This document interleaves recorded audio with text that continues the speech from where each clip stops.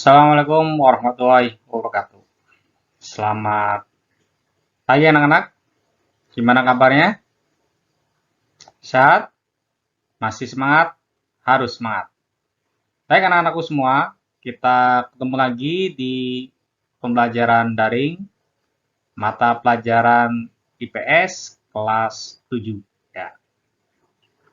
Kita ketemu lagi di PJJ daring ya anak-anakku.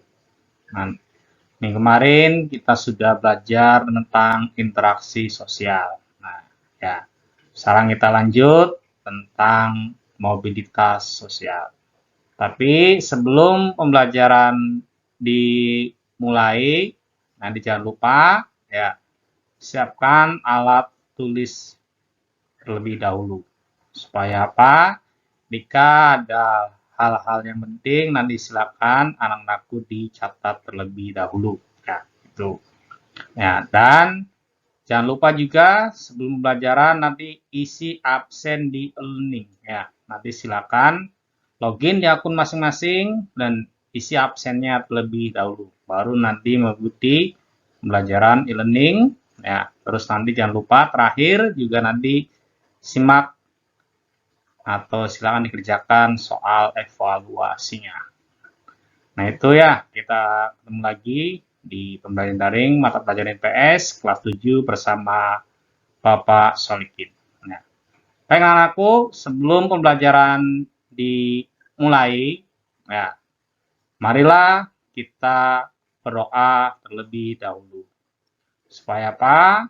Supaya nanti pembelajaran kita bisa berjalan dengan lancar tanpa ada kendala. Baik anak-anakku semua, sebelum pembelajaran dimulai, marilah kita berdoa terlebih dahulu. Doa mulai. Bismillahirrahmanirrahim. Rabbi zidni ilma warzuqni fahma.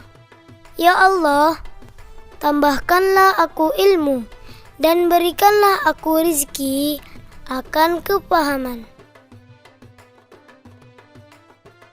Selesai? Terima kasih anak-anakku ya. Mudah-mudahan pembelajaran kita untuk pertemuan sekarang tentang lembaga sosial berjalan dengan lancar.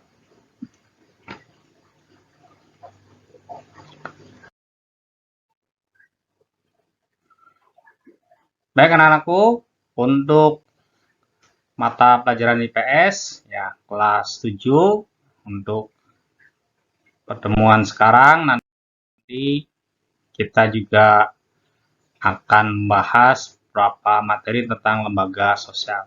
Baik anak-anakku, silakan perhatikan gambar berikut ini.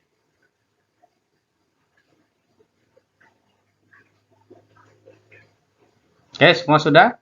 Baik. Silakan diingat-ingat gambar apakah nanti. Ya, kita lanjut.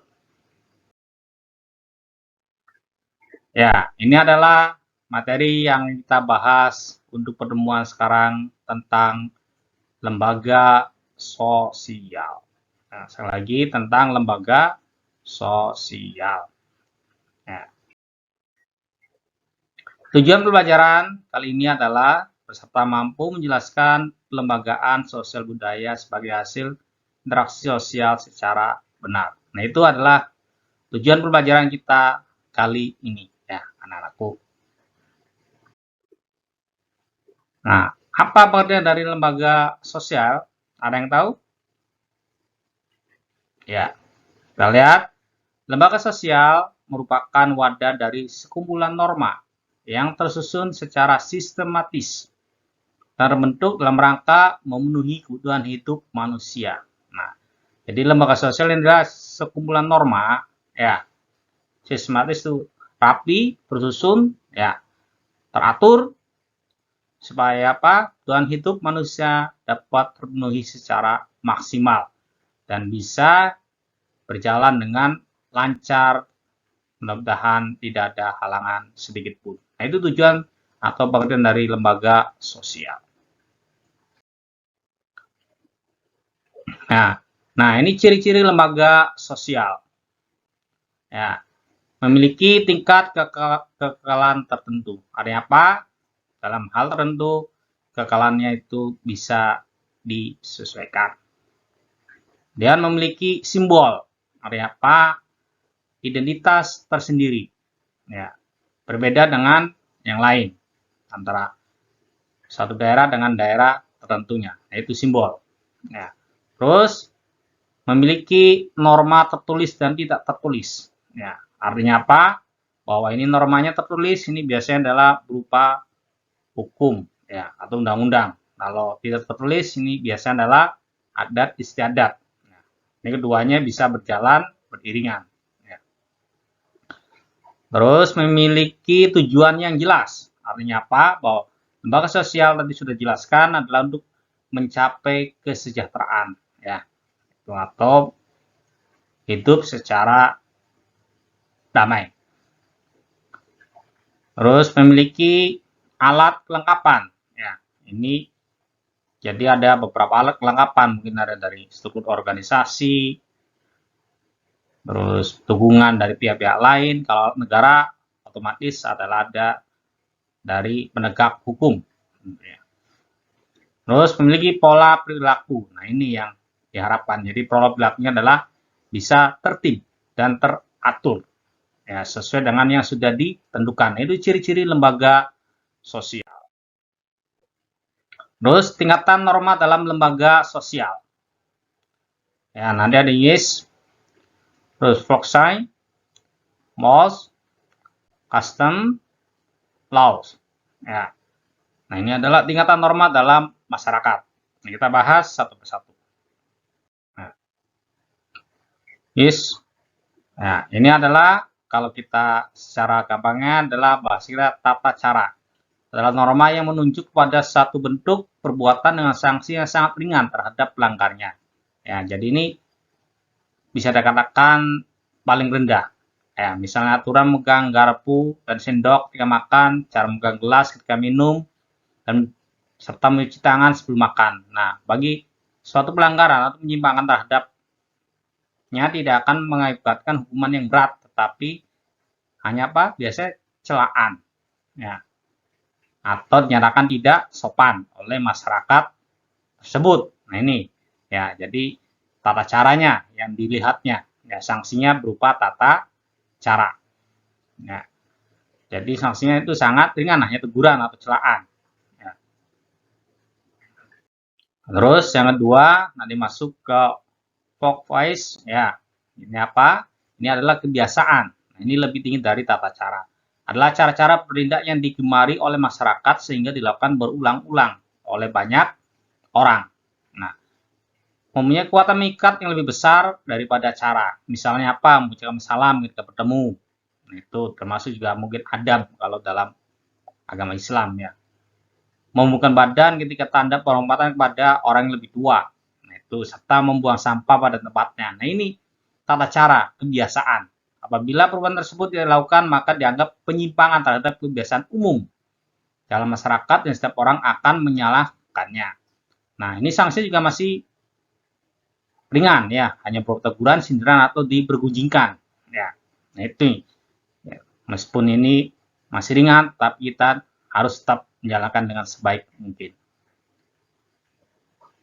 Terus nanti juga lanjut ke atasnya, katanya ya. Di sini ya ada MOS.